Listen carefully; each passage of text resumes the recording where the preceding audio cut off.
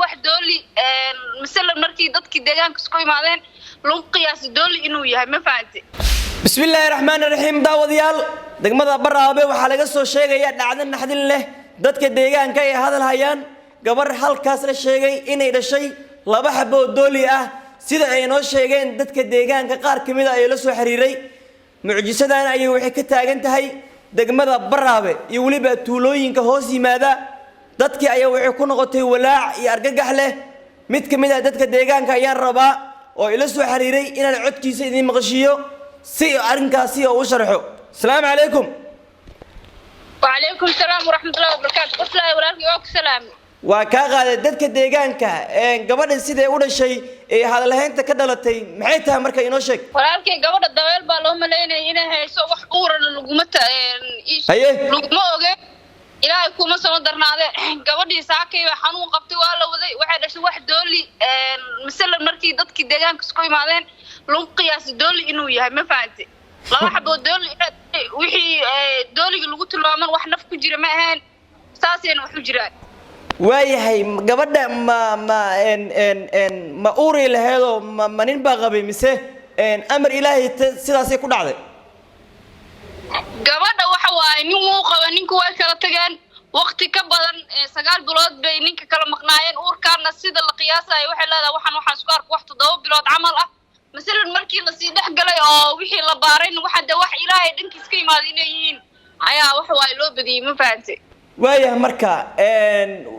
ما دولي صحيح الشيء مسوي دولي وين الشيء دولي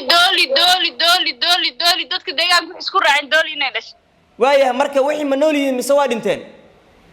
wax dhintay waay walaalkay wax dhintay waay deegaanka baraa waa laga yaabay waayahay dadka deegaanka sidee u saameeyay marka dhacdadan cajiibka oo ka dhacday degmada baraawe walaalkay waxaan masixira ma indha sarcaada ma wax kale waa la yaabay dadka deegaanka afku waxa lagu wada hayaa sheeg aayadaha quraanka waa la yaabay waayahay waa ma santahay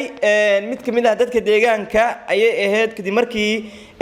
ka warbixinaysay dhacdadan cajiibka oo laga soo sheegayo degmada baraawe subhanallah waa wax la yaabo oo dadka deegaanka iyo waliba adduunka oo idil la yaab ay ku noqotay degmada baraawe oo dhul qadiimi isla markaasina xeeb leh ayaa dhul ilaahay baaxad weyn siiyay ayaa waxa laga soo sheegayaa in dhacdo cajiib ah halkaas ka dhacday degmada baraawe gabar ayaa waxay dhashay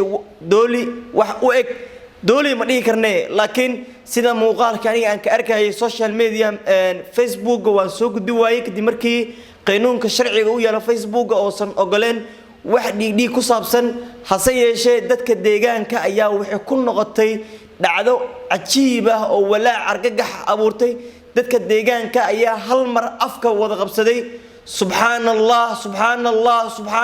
subhanallah muuqaalkan hadii uu marka hore ku soo gaaray muuqaalkan like saar si saaxiibo badan muuqaalkan u gaaro dhacdadan cajiibka ah laga soo sheegayo degmada baraawe wax nagu cusub waaye in qof nool oo dhalo dooli subhanallah waa dhacdo cajiib ah oo ka taagan dadka deegaankeena hadal hayaan